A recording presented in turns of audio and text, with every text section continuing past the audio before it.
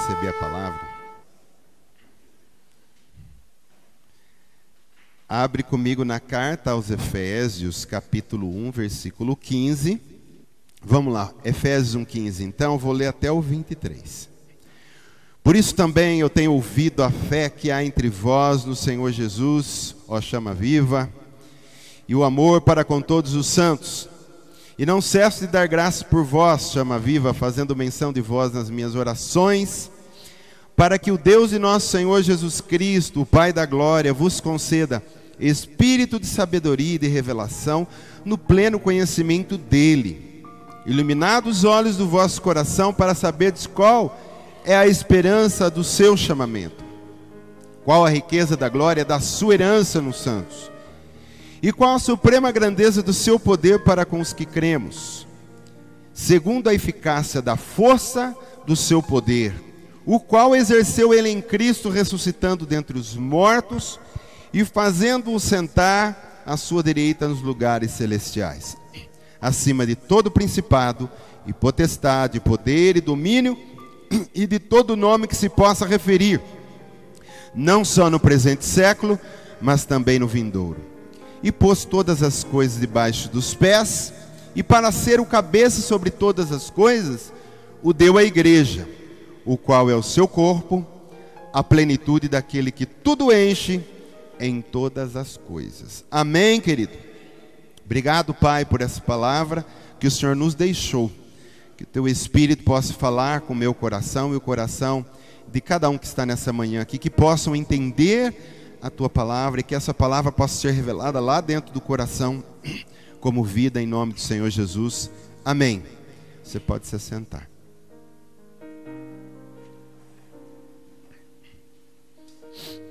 Essa palavra que Paulo escreve aos Éfesos, e ele está orando pelos Éfesos, para que eles tenham sabedoria e revelação sobre tudo isso aqui que nós vamos meditar aqui. Amém?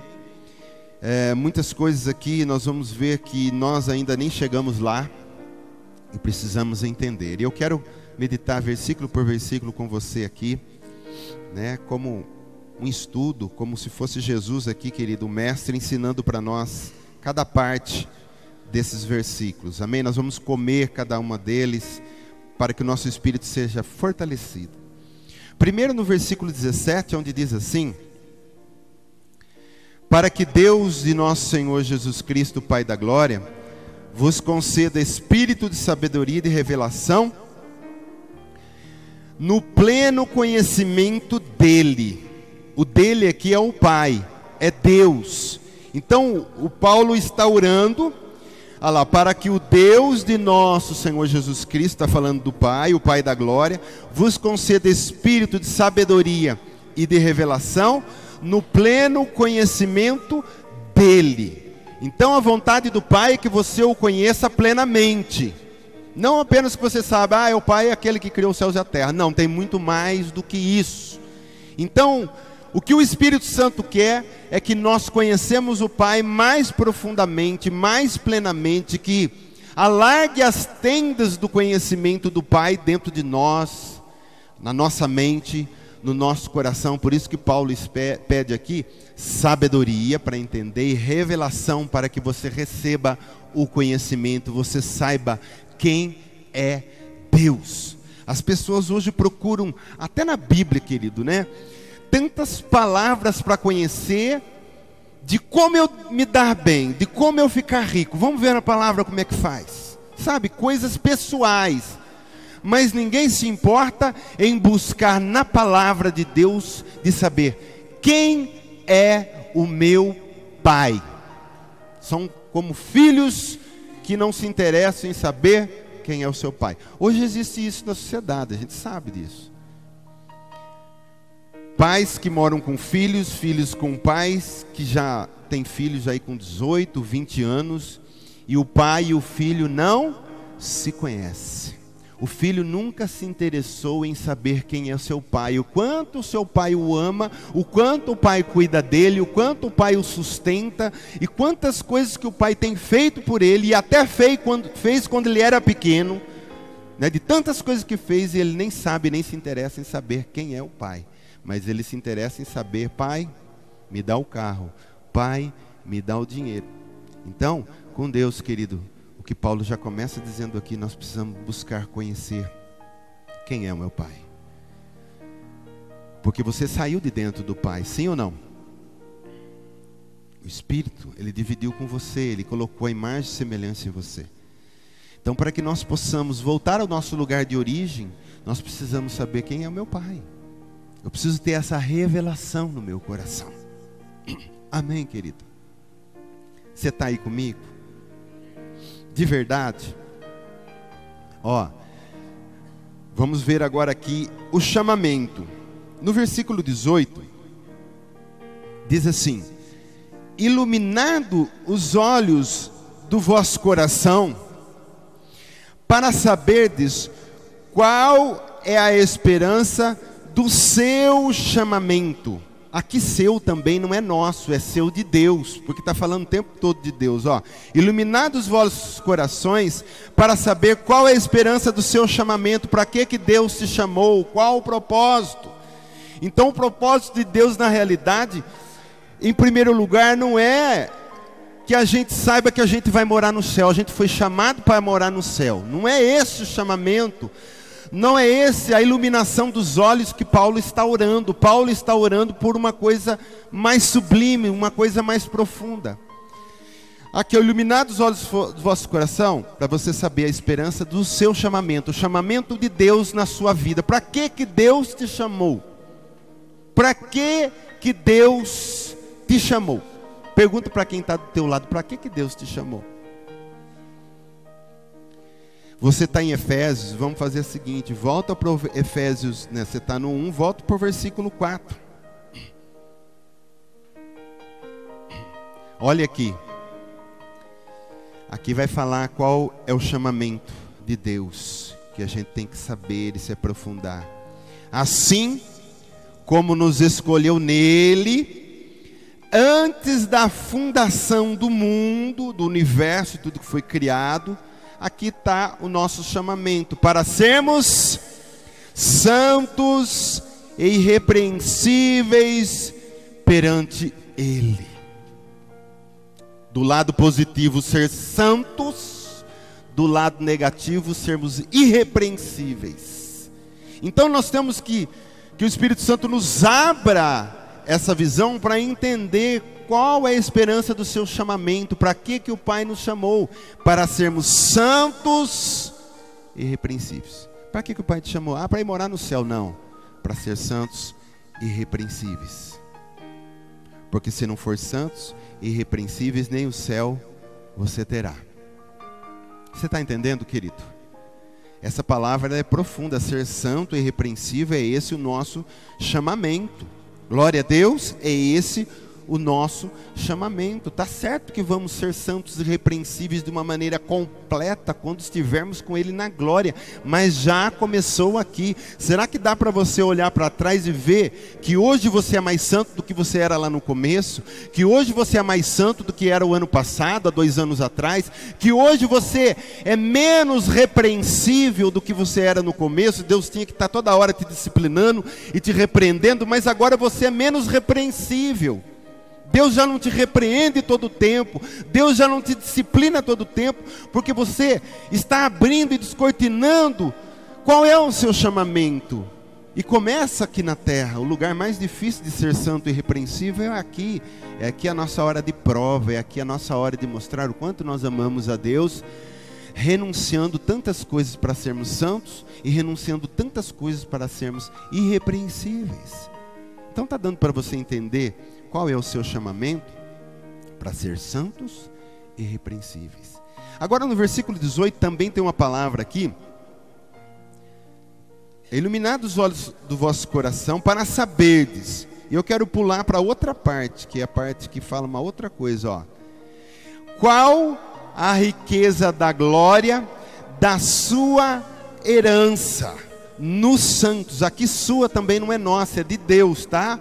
Iluminados os olhos do vosso coração, para saberdes. Aí pula lá: qual a riqueza da glória da sua herança de Deus, da herança de Deus nos santos. destinados. Nós precisamos saber qual é a herança da glória de Deus em nós. Qual será essa glória? Então eu quero que você também volte comigo agora no versículo número 5 do capítulo 1 de Efésios. Qual que é a herança? E aí diz assim: nos predestinou para Ele, para a adoção de filhos, por meio de Jesus Cristo, segundo o beneplácito da sua vontade. Então qual? Nós precisamos saber a riqueza da glória, da herança de Deus. É que Ele nos predestinou como herança, adoção de filhos. Sermos filhos. É o que Deus mais quer nessa terra, é ter filhos como a sua herança. Quando a gente tem um filho, a gente tem uma herança. É algo que a gente vai deixar aqui para a próxima geração, e o seu filho vai deixar outro filho. O nosso Pai quer filhos como herança para uma geração eterna, para vivermos eternamente com Ele. Amém? Pula para o 11 comigo.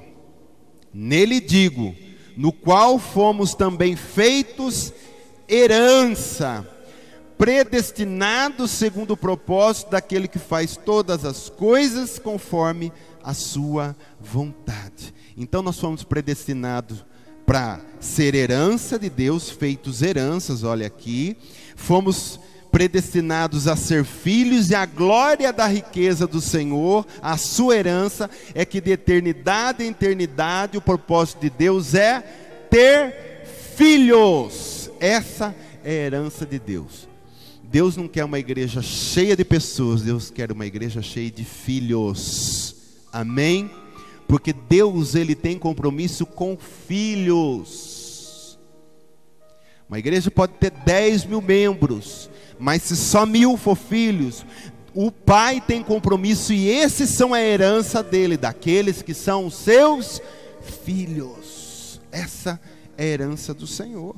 Gálatas 4:6 diz assim: porque vós sois filhos, enviou Deus ao nosso coração o Espírito do seu Filho, que clama, Abba, Pai. Esse Espírito que está dentro de nós nos tornou filhos de Deus, e dentro de nós o tempo todo Ele está clamando, papaizinho, papaizinho, Abba, Pai, que significa um termo, como é que eu posso dizer, um termo carinhoso, dizendo papaizinho, papaizinho. É isso que o Espírito Santo está clamando dentro de nós. Amém, querido?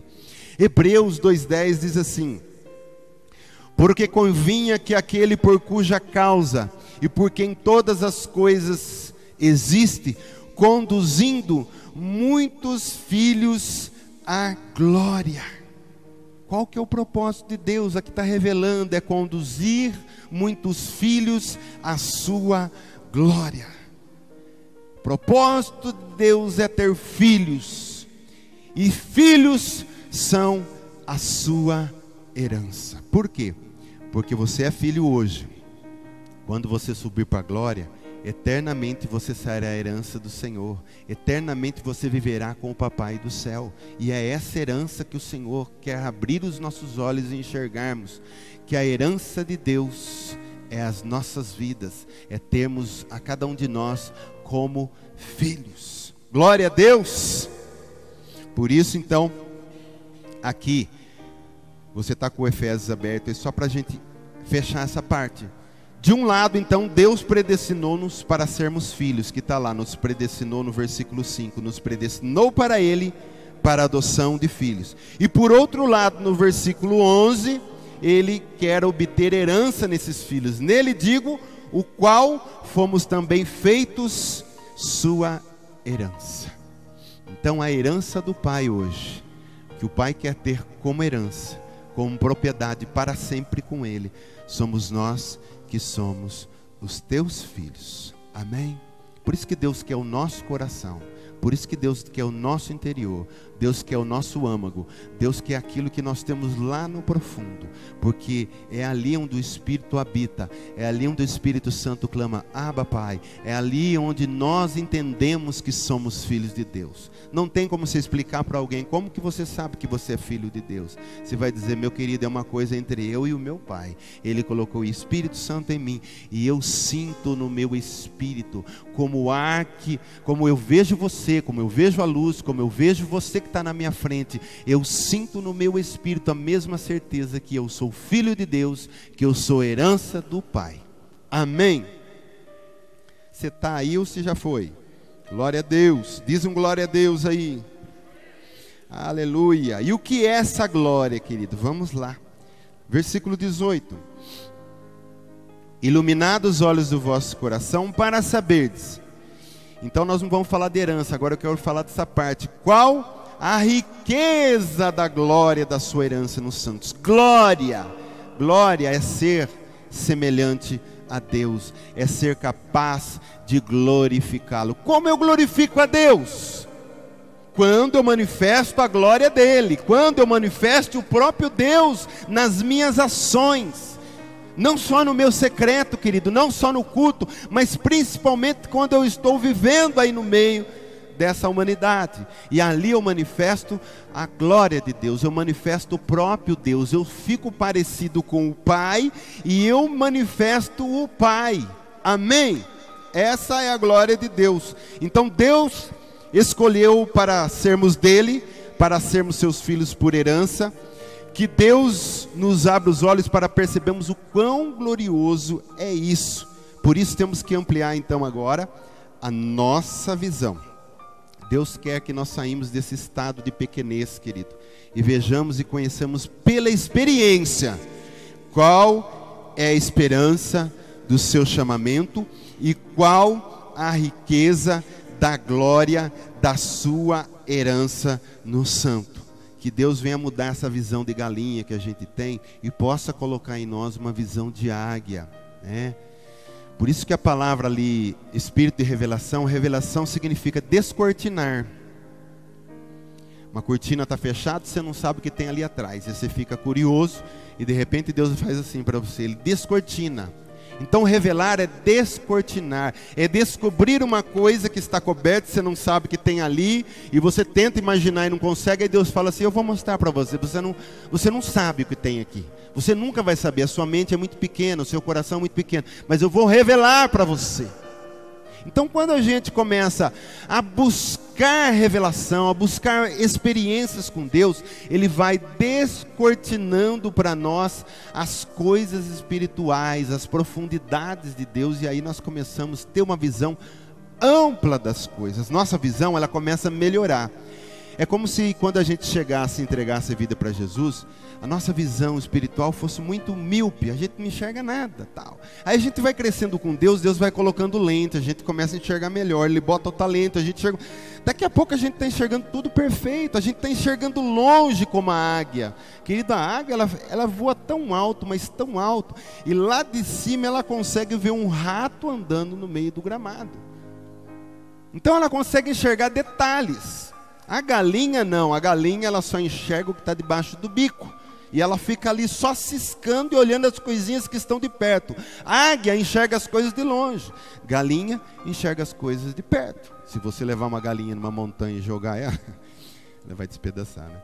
Mas se ela pudesse voar, ela não ia enxergar nada. Mas a águia enxerga. Amém? Nós temos que buscar essa profundidade no Senhor. Amém? Às vezes, querido, aquilo que nós ouvimos, nós esquecemos rápido. Mas aquilo que nós vemos, fica em nós. Quantas coisas já não ouvimos e já esquecemos. Mas tantas coisas que você já viu e você nunca mais esquece, está, como é que eu posso dizer, marcado na sua memória e você não esquece. Sendo coisas boas ou coisas ruins, surpresas boas na sua vida, você não esquece de nenhuma, eu tenho certeza. Também as surpresas ruins, você não esquece, de um acidente, de uma coisa terrível que aconteceu, aquilo você lembra. Mas aquilo que a gente ouve às vezes esquece. Você ouve ensinamento,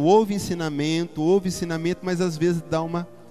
Então é importante que junto com o ensinamento venha a revelação da palavra. Quando a gente vê, quando Deus mostra, aquilo pega no espírito e a gente não esquece nunca mais. Então revelação é assim, ela pula, ela traz, ela marca você. Então na visão, na revelação de Deus, a gente fica rígido, a gente fica inabalável, a gente sabe o propósito, a gente sabe para que a gente está aqui. Amém? Não estou desmerecendo o ensinamento, porque eu gosto de ensinar. Mas eu quero dizer, só ensinamento. Se você não tiver nenhuma revelação, se você não tiver a vida da palavra, aquilo não serve de nada para você. Porque saber por saber, o cão também sabe. Tudinho. Então, a gente tem que saber e a gente tem que ter a revelação. É por isso que Deus ilumina os olhos do nosso coração para que haja revelação. Quando você for ler a palavra, querido, ou mesmo quando você não estiver lendo, você estiver orando, mas sempre peça assim: Espírito Santo, eu oro o que Paulo orou. Eu quero que o Senhor me dê espírito de sabedoria e de revelação. Porque quem dá isso é o Espírito, viu, querido? Você pede para a pessoa certa. Espírito Santo, me dá, em nome de Jesus. Porque senão, se você quiser ler e você tentar descobrir as coisas, você fica lendo, você não sai do raso. Você não descobre nada mais do que qualquer pessoa descobriria. Se der a Bíblia para uma pessoa que é boa de leitura e boa de interpretação, até se ela não for crente, ela vai descobrir coisas ali no raso que você também descobre. Até aí tudo bem. Mas descobrir as profundidades da palavra é quando a gente pede revelação, sabedoria. Espírito Santo, eu quero ler a palavra agora, eu quero ler o Evangelho, eu quero ler as cartas. Me dá espírito de sabedoria e de revelação. E de repente você começa a ler sem pressa, querido. Começa a ler e pá, um versículo parou e ele te leva para um lugar, aquele versículo. É como se fosse portais, entende o que eu vou falar? Cada versículo, às vezes cada palavra tem uma porta que pode te levar para um lugar de uma experiência, de uma revelação que você nem imagina. E quem destrava essas portas e abre para você entrar? O Espírito Santo. E de repente você está lendo ali, pá! Parou num versículo. E o Espírito Santo abre uma porta para você e puxa você para dentro, e você vai em lugares, e você vai sentir coisas, e você vai abrir um leque para você que você nunca viu. Por isso que fala que ele ilumina. Ele bota uma luz ali que você enxerga o que está escondido ali. E quando a gente começar a experimentar essas coisas de verdade, a gente vai viciar em ler e querer descobrir o que Deus tem ali. Que não é também a revelação só a hora que você está lendo. Você pode estar orando e de repente Deus marcar você com uma revelação de algo que aconteceu, de algo que vai acontecer, ou de algo que ninguém está pensando naquilo. Por isso que a igreja se completa, querido. Você não é completo no pastor Edson, falando ministerialmente. Cada um tem uma revelação para trazer, cada um tem algo para acrescentar, cada um tem algo para completar o outro. E a nossa igreja vai ser forte quando todos estiver buscando isso aí, a mesma coisa, orando, me dá espírito de sabedoria e revelação. Daqui a pouco um irmão fala uma coisa que eu, pastor, que estudo muito, eu falei, puxa, mas eu nunca pensei nisso. Porque é revelação. Amém? Então um completa o outro na revelação. Glória a Deus. E aí vamos para a parte do poder. Primeiro vem revelação, nós estamos na sequência do Efésios aí, depois vem poder. Então temos que conhecer a Deus, e esse eterno plano perfeito de Deus aqui que fala também saber a esperança do chamamento, né, de Deus, e a riqueza da glória da sua herança nos santos. E aí nós vamos para o poder. Então Deus espera, só completando aqui para a gente entrar no poder, que é o versículo 19 que nós vamos ler, tá? Que primeiro então tenhamos visão, que saibamos qual é a meta de Deus. Depois ele vai trabalhar esse propósito para que a gente atinja algo mais profundo, que não se limita apenas à vitória pessoal, né? Hoje é só vitória pessoal, vitória, os pastores batem só nisso, os pastores só ensinam isso, os pastores querem levar as pessoas só para isso, vitória pessoal. mas não é por esse caminho que o Senhor quer. Ele quer nos revelar algo mais profundo. Vitória pessoal, querido, é uma coisa para Deus, ó. Ele quer trabalhar em nós naquilo que primeiro precisa ser trabalhado: a revelação, sabedoria, saber para que eu fui chamado, saber a minha herança, a herança do Senhor que sou eu como filho, saber a glória, né? Ele quer depois trazer poder. Vitória pessoal fica lá no finalzinho. Então, aqui no versículo 19, para atingir o plano de Deus, nós vamos precisar disso aqui, ó. E qual a suprema grandeza do seu poder para com os que cremos, segundo a eficácia da força do seu poder. Repete comigo: segundo a eficácia da força do seu poder. Então começa falando de suprema grandeza do seu poder para nós, segundo a eficácia da força do seu poder. É como um pai que dá uma nota de R$50 para o filho comprar algumas coisas. O interesse do pai não é que o filho tenha apenas R$50 no bolso. O interesse do pai é que o filho compre algumas coisas, que o filho adquira algumas coisas, né? Tem uma finalidade, uma meta. O poder de Deus em nós não é apenas para um gozo pessoal, mas para cumprir uma meta. Filho, tô R$50. Para que eu estou te dando R$50? Para que você vá e me compre isso, isso, isso e aquilo. Então, a meta do pai não é que o filho tenha R$50. A meta do pai é que o filho alcance, o filho busque, o filho compre as coisas que precisam ser compradas para o pai. Então tem uma meta. Para que Deus quer dar poder e força em nós? Para uma meta, não é para nada pessoal. Para cumprir um objetivo da igreja. Glória a Deus. Tantas pessoas hoje, você sabe disso, que eles usam os dons e o poder e a força de Deus para propósitos pessoais, sim ou não? A gente vê, começa bem, daqui a pouco o propósito é outro. Pessoas que têm dons maravilhosos de ministração, de cantar, começa bem, daqui a pouco o propósito é outro. Amém? O propósito vira, muda. Pessoas, eu fico tão chateado com isso, eu acho uma coisa tão desagradável. Eu acho que, não sei se chega até a ser uma ingratidão das pessoas. A pessoa está lá, morre ou não morre no hospital, os médicos já disseram, já era. Aí Deus vem e faz um milagre na pessoa. Milagre, todo mundo vai dizer, foi um milagre. Isso não pode ser do homem. Aí a pessoa começa a dar testemunho. Os primeiros testemunhos são de graça, vai em qualquer igreja, daqui a pouco vê que a coisa vai crescendo, daqui a pouco começa a cobrar 1.000, 2.000, 5.000, hoje estão se cobrando aí quanto de testemunho? 40.000, 30.000 para ir numa igreja dar testemunho.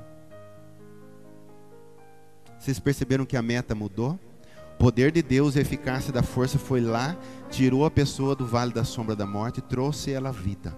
Qual que era o objetivo desse poder? Mostrar a glória de Deus.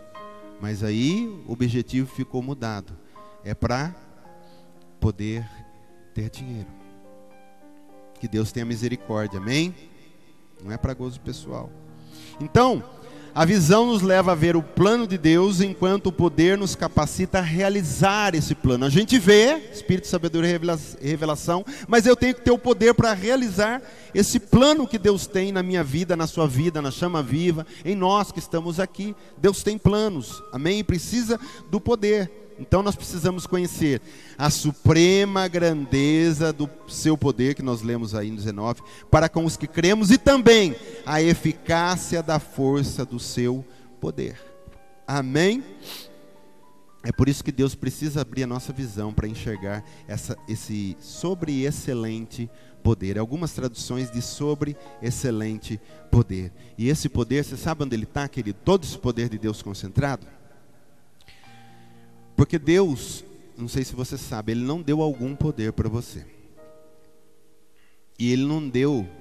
Se eu falar que Deus deu algum poder para você, então eu vou dizer que também Deus deu alguma coisa do Espírito Santo para você, da pessoa. O Espírito Santo, ele foi oferecido para você em partes ou em plenitude? Plenitude. Se ele é em plenitude em você, o poder dele é em plenitude ou é em parte também? Em plenitude. E aonde está tudo isso aí? Só para a gente entender, 2 Coríntios 4:7. Temos, porém, este tesouro em vasos de barro, para que a excelência do poder seja de Deus e não de nós. A regeneração a gente recebe no momento, mas descobrir esse poder que está em nós às vezes leva 10, 20 anos. Não poderia demorar tanto. Você sabe, o crente demora, porque a regeneração assim, entrega a vida, entregou de verdade, o Espírito Santo está lá. Pode ser que o Espírito Santo não esteja em plenitude, ele está apenas habitando porque ele regenerou, não quer dizer que a pessoa, porque não tem a plenitude, não é salvo. Mas a plenitude, aquele explodir, aquele rasgar o véu e deixar Deus manifestar o poder é uma outra coisa. E às vezes demora isso 10, 20, 30 anos, aí a pessoa começa a se ativar e desperta e sabe, vem para fora aquela dinamite de Deus que habita dentro dele. E recebereis poder sobre vós, e sereis minhas testemunhas. Testemunhas com o quê? Com palavra, com revelação, com curas, com milagre, com tudo.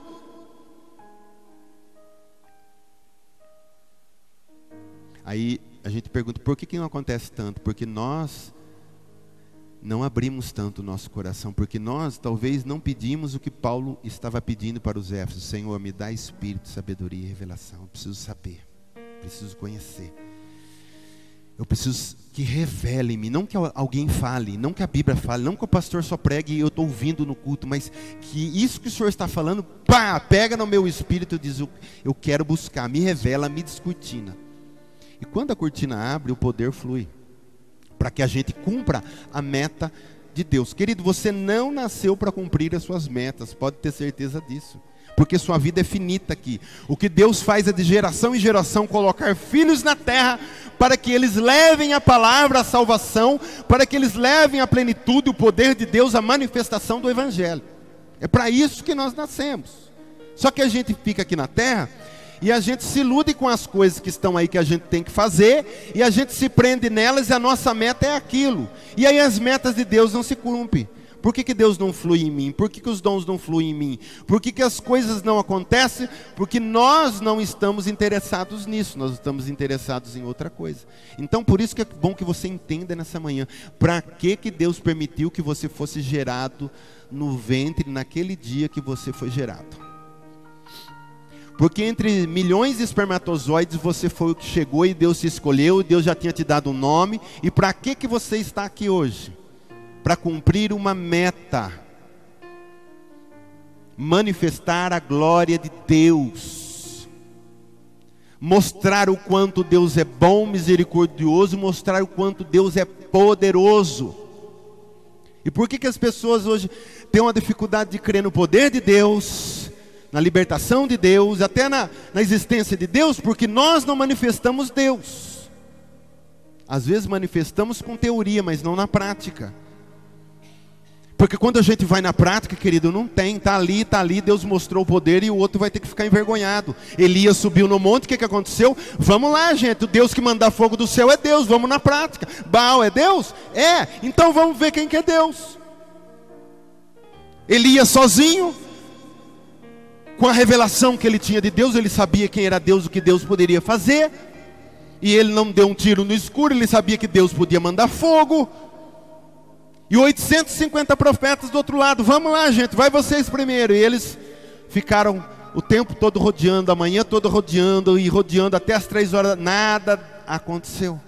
Então vamos ver na prática quem é Deus. Elias estava lá para manifestar para o povo de Israel. Para que Elias nasceu? Na geração em que Israel estava se dobrando a Baal, para mostrar para eles, eu vou mostrar para vocês quem é Deus de verdade. E aí ele fez o altar. Ele encheu de água, mas foi muita água, querido, que foi ali, não foi pouca não, teve que fazer um rego, um rio, em volta ficou um rego grande, cheio de água, tudo molhado, estava ali. Aí ele ergue os olhos para o céu com a certeza e a revelação que ele tinha, não era um tiro no escuro, Deus de Abraão, Isaac e Jacó. Manda fogo. Não ficou nada, consumiu tudo. Não tinha como ninguém dizer, Jeová não é Deus. Mataram os profetas de Baal e o povo entendeu que Jeová era Deus. Por que na nossa geração o povo não entende que Jeová é Deus ainda? Porque nós não somos Elias da nossa geração. Nós não somos descortinados. Nós não temos poder e nós não manifestamos poder. Então a gente fica palavra contra palavra. Ah, só Jesus o Senhor. Ah, é só o Buda. Ah, é só não sei o quê. E aí fica nisso. A gente não tem algo, nada mais para mostrar. Esses serão os sinais daqueles que me seguem. Daqueles que creem em mim. E aqui eu sei que tem pessoas que seguem e que creem.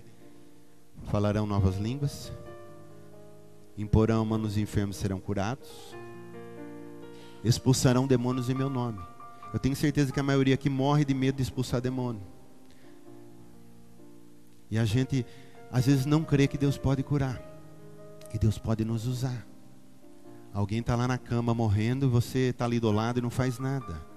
Sabe por quê? Não houve essa revelação ainda, não houve um aprofundamento, o poder de Deus ainda...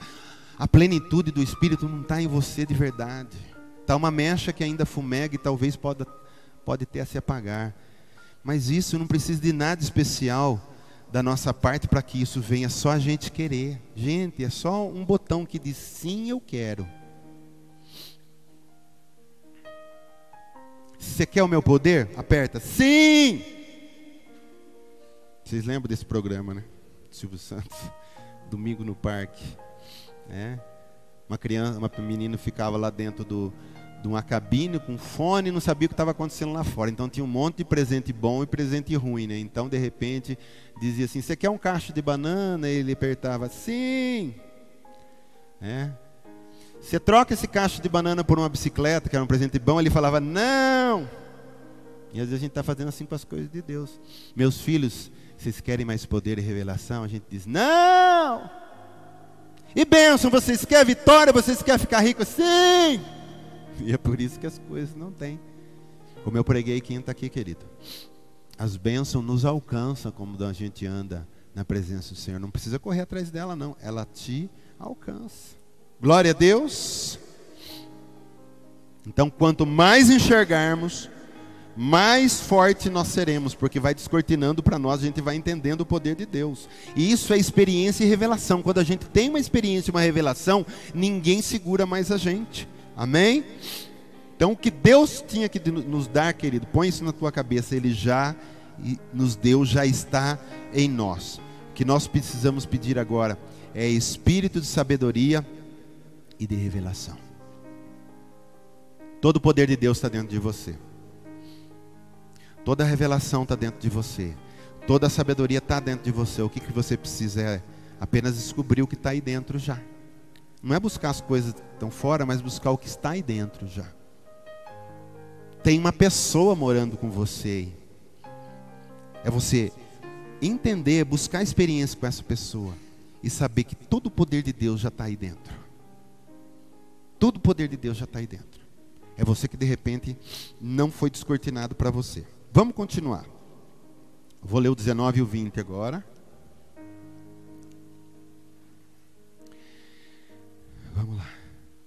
E qual a suprema grandeza do seu poder para com os que cremos, segundo a eficácia da força do seu poder, o qual exerceu ele em Cristo, ressuscitando dentre os mortos e fazendo-se sentar à direita nos lugares celestiais. Olha o que ele está fazendo aqui, não sei se você percebeu.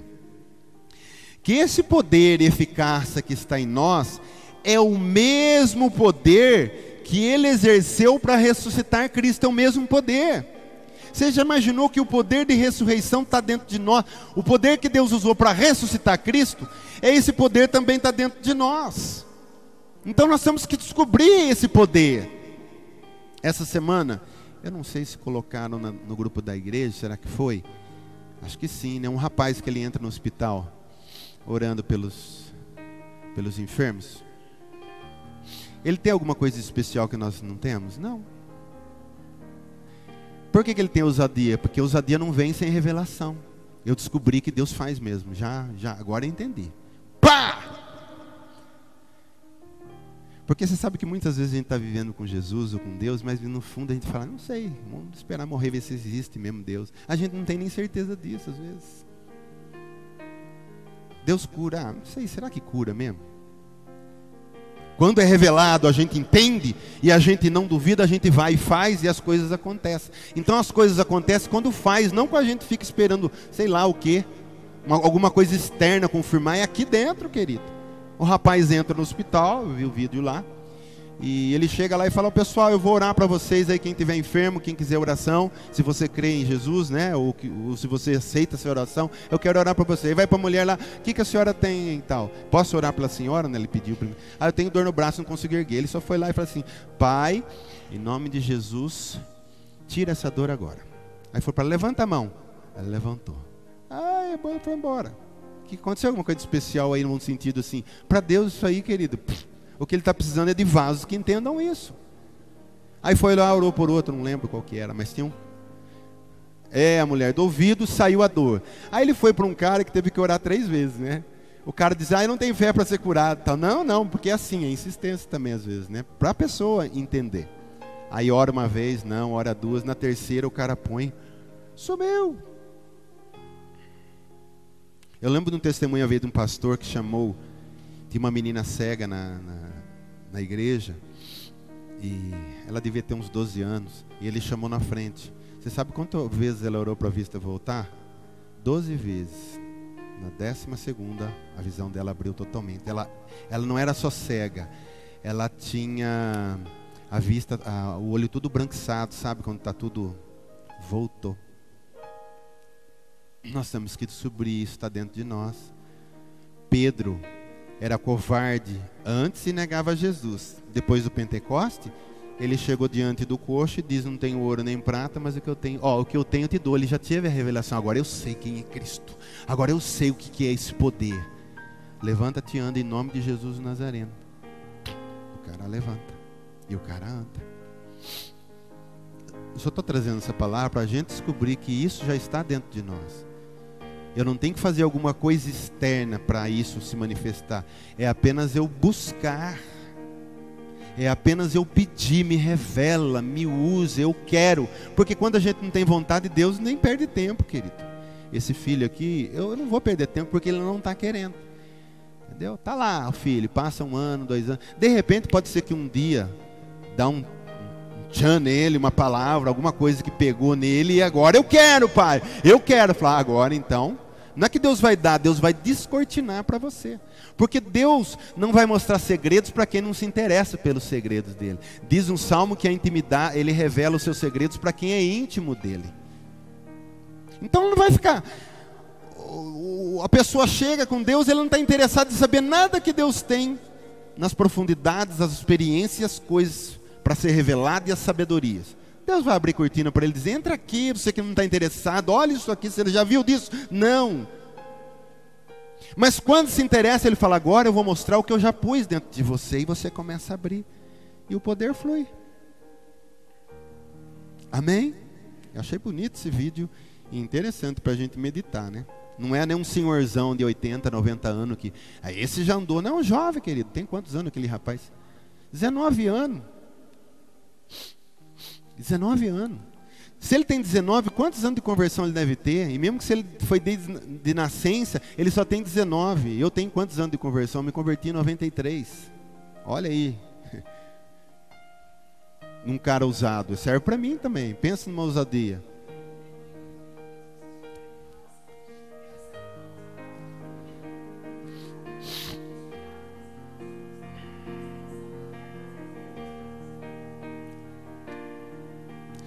Muita gente fala assim hoje.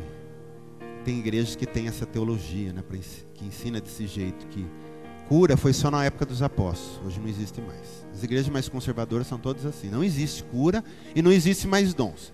Só que a Bíblia diz: esses serão sinais que creem. Então, se não tem mais, são as pessoas que não creem, não que não haja sinal. Então, eles não creem. Mas se a gente for lá e dizer assim: vem aqui então, se você não crê, acompanha-me que você vai ver o poder do Espírito Santo. Ora e crê. E fala para a pessoa, ora e diz assim: mexe o braço que você não mexia, levanta a perna. Não curou ainda, peraí. Porque é manifestação. Paulo, uma certa feita também, ele olhou para acho que era eu não lembro se era um coxo, um aleijado, mas diz assim: olhando Paulo, fitando os olhos nele, e vendo que ele tinha fé para ser curado, diz: levanta-te. E o cara levantou. Então a gente precisa exercer essa coisa que já está dentro de nós, querido. Se o Espírito está aqui, tudo está aqui. O mesmo Espírito, olha, eu acabei de falar aqui, o mesmo poder que está em nós é o mesmo poder que ressuscitou Cristo, é o mesmo poder que a vida toda estava em Cristo, o Filho de Deus.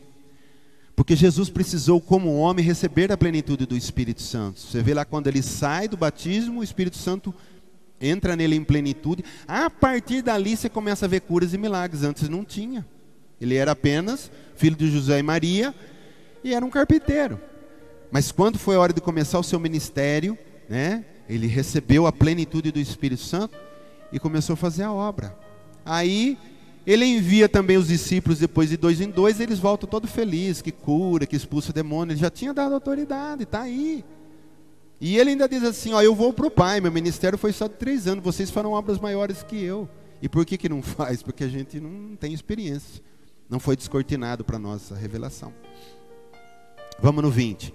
O qual exerceu ele em Cristo, ressuscitando dentre os mortos, fazendo sentar a sua direita nos lugares celestiais, acima de todo principado, e potestade, e poder e domínio, todo nome que se possa referir, não só no presente século, mas também no vindouro. Então esse poder fez o milagre maior que se pode enumerar nessa terra. Andar sobre as águas é bom, abrir os olhos do cego é bom, o coxo levantar é bom. Mas uma pessoa, depois de morta, ela levantar-se por si mesma da sepultura, isso é o maior poder, a maior manifestação. Cristo aconteceu isso, esse poder que ressuscitou Cristo está em nós, e é por isso que um dia todos os santos que morreram também vão levantar das suas sepulturas, o seu corpo vai encontrar com o seu espírito nos ares, porque esse poder é que está em nós. E aí diz aqui, e levou esse mesmo poder, olha lá, ele continua dizendo que esse mesmo poder que ressuscitou a Cristo foi o mesmo poder que levou Jesus nas alturas à direita do Pai, o que vai acontecer conosco também. Versículo 22. E pôs todas as coisas debaixo dos pés, e para ser o cabeça sobre todas as coisas, o deu a quem? Olha, ele está dando tudo para a igreja. Ele passou tudo para a igreja, porque o cabeça está nas regiões celestiais, nós estamos aqui vivendo na terra. Estou falando de uma maneira física, né? Agora de lugar. Então, ele deu tudo para a igreja. Ele segurou alguma coisa? Não, ele deu tudo para a igreja. Querido, a gente tem dom, a gente tem revelação, a gente tem sabedoria, a gente tem poder, a gente tem Espírito Santo, a gente tem sangue, a gente tem anjos acampados ao redor com espada, a gente tem tudo.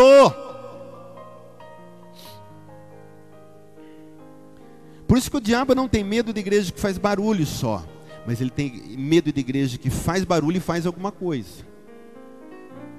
Porque ele olha para o crente, é crente, para mim, não ora, não lê, não exerce o poder que está nele, para mim não está fedendo nem está cheirando. Os demônios podem estar conversando do lado, falando assim, para mim não fede e não cheira. Mas aquele que ora, aquele que busca, aquele que testemunha, aquele que está o tempo todo levando o evangelho, aí incomoda. Aí o bicho fica, ele solta fogo.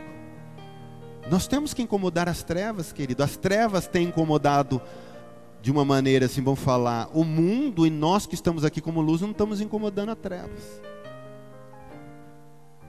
Então aí deu a igreja, pôs todas as coisas debaixo dos seus pés, e para ser o cabeça de todas as coisas o deu a igreja, a qual é o seu corpo, a plenitude daquele que a tudo enche em todas as coisas. Então esse poder colocou todas as coisas debaixo dos pés de Jesus.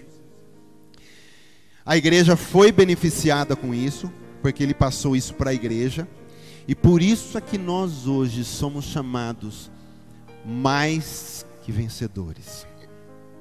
Por isso que você pode dizer, tudo posso naquele que me fortalece. Por isso que você pode dizer, não há impossíveis para Deus. Porque o poder que levou Jesus, colocou ele como cabeça, também deu tudo isso para a igreja. Por isso que a igreja pode andar de cabeça erguida, não temendo trevas, não temendo nada, e fazendo a obra do Senhor pela qual você foi chamado, e aonde o Senhor te colocou, no lugar onde o Senhor está te usando lá. Amém? Glória a Deus. Vamos ver onde eu parei aqui. Versículo 22. Só para a gente entender o plano. O deu à igreja, o qual é o seu corpo, a plenitude daquele que a tudo enche em todas as coisas. Olha, você sabe para quem Deus deu todo o seu poder? A igreja e não a indivíduos. Aqui é um detalhe que a gente tem que entender. Por isso que as coisas de Deus funcionam no corpo, funciona na igreja, não funciona separado. Teologia hoje que a igreja sou eu sou em casa. Vai nessa. Jesus tem compromisso com o corpo unido, não importa onde, não importa nome, se tem nome, não tem. Tem um corpo unido no meu nome, quer fazer minha obra, meu poder está lá, fluindo dentro deles e também deles para fora. Mas Ele deu à igreja, Ele deu ao seu corpo. Amém? Então o que precisamos hoje, para a gente começar a concluir aqui, querido.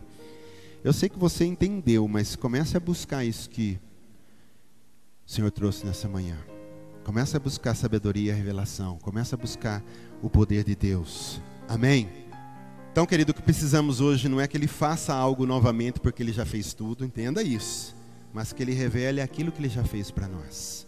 Nós precisamos de tanta revelação. O que o Senhor já fez, o que o Senhor já conquistou, é isso que eu quero saber.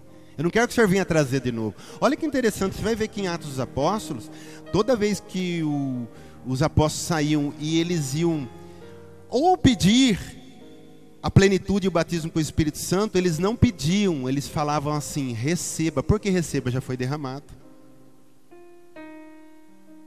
Você vai no caixa, já tem um dinheiro depositado na sua conta, então o caixa só vai dar para você, você só vai receber. Você não vai lá pedir, pelo amor de Deus, tem um dinheiro para mim, me dá um dinheiro aí, moço. Não, você não tem. Não, já foi dado. Entendeu? Então precisamos só saber do que Ele já fez. Então, só para a gente concluir aqui, o espírito de sabedoria é para compreender o trabalho que Ele realiza. A gente tem que entender, e a sabedoria vai nos trazer isso. E o espírito de revelação é para conhecer e ver a obra que Ele já realizou, descortinar.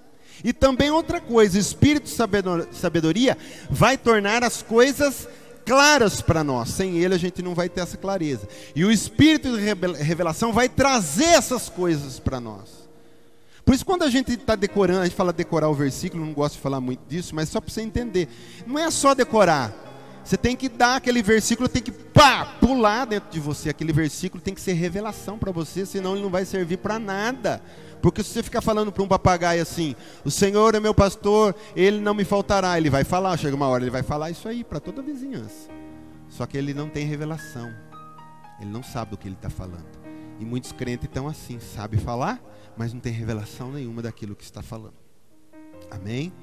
Então o problema hoje não é, será que Deus fará? Mas é o que? Nós vimos o que Deus já fez. Se o Jesus dos evangelhos é o mesmo que está aqui, então nós temos que crer nisso. Amém? Então de repente alguém está precisando de domínio próprio. Uma pessoa que não consegue se controlar, por exemplo. Todo lugar que vai briga, sai nos tapas. Vamos para uma pessoa toda descontrolada. E ela vem para a igreja. Ela pode orar, não é errado pedir para orar. Ela mesma pedir, Senhor, tal. Mas muito mais do que isso, ela tem que ser descortinada e descobrir que o domínio próprio já está nela. E ela só deixar fluir o domínio próprio. O Kenneth Hagin, ele tem um testemunho assim, ele era um jovem, ele tinha uma doença no sangue, o seu coração já estava necrosando, que fala, né? Ele estava morrendo aos poucos, numa cama, mas era um crente. E quantas vezes ele não tinha lido aquele Marcos 11:24, que dizia assim, e tudo quanto perdides em oração, credes que recebeste, e será assim convosco. Só crede que recebeste, passado, e será presente, né? Vai ser. E aí ele estava lá, esperando a morte chegar, e ele lendo a Bíblia. Aí que eu falo para você, quando alguém está buscando, alguém está lendo, alguém tem um coração ali, Deus vai descortinar. Aí, quantas vezes já não tinha lido isso, e mais uma na cama lá lendo, e tudo quanto pedides em oração, crede que receber será assim convosco. Aí, pá! Espírito de revelação, de repente descortina, e ele vê que o poder de cura já morava dentro dele, o Espírito Santo. E ele pensou assim, aquilo queimou no coração dele, pulou, isso é revelação, tá? Você sente algo diferente dentro de você. E aquilo veio a se tornar realidade. E ele diz, eu já estou curado, se eu já pedi, eu creio, Senhor, eu creio que eu já estou curado. E se eu já estou curado, o que um curado está fazendo há 9 horas na cama? E ele levanta, com um pouco de dificuldade, desce, ele morava num quarto acima, e senta lá na mesa para tomar café. A mãe dele assusta quando vê ele ali. O que está fazendo aqui? Não, mãe, fui curado, me dá o café. E nesse processo de descer e tomar o café, a cura foi se manifestando. Quando ele acabou de tomar café, ele já estava curado. E viveu até não sei quantos anos aí. Morreu de velhinho. Você entende o que é revelação, o que é descortinar? Tudo que você precisa já tem dentro de você. Em todas as áreas, porque o Espírito Santo é completo. Em todas as áreas. Em todas. O que a gente não tem muito é a revelação. Revelação com fé, claro, né? E crer. Elias, a Bíblia vai dizer, eu falei de Elias já hoje, né? O Tiago vai dizer, Elias era um homem como nós. Tinha nada de especial. Tinha nada de especial. Agora nós estamos numa nova aliança, ele não estava. Temos Cristo Jesus, o Messias, que já veio, ele não tinha ainda.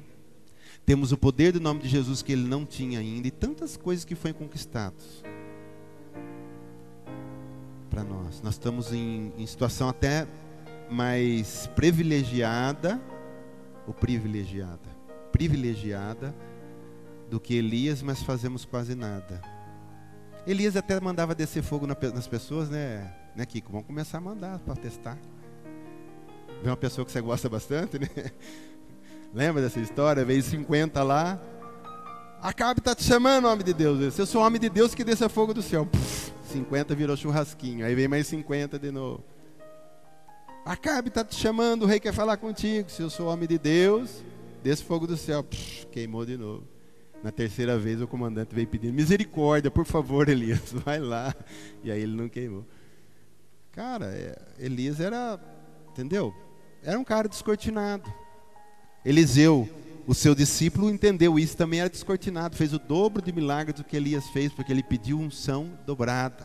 Então a gente tem que ser um pouco ousado. Se você me vir subir, disse para Eliseu, pede o que você quer. Olha que cara ousado, ele podia pedir tantas outras coisas. Ele pediu, quero unção dobrada do seu espírito.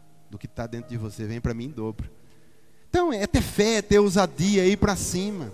O diabo gosta quando a gente tem medo de fazer as coisas de Deus. O diabo gosta quando a gente tem medo de testemunhar, abrir a boca. Alguém está do nosso lado morrendo, falando coisas que, né, e você tem uma palavra para ele. O diabo ama quando você fica com a boca fechada e tem vergonha. O diabo ama quando alguém está, sabe, numa situação precária, numa situação que você precisa impor a mão ali e fazer alguma coisa e você não faz nada. Ele ama essas coisas. E às vezes a gente, vamos falar assim, com esses atos a gente agrada mais o diabo do que a Deus, sendo filho de Deus. É isso que ele quer da gente.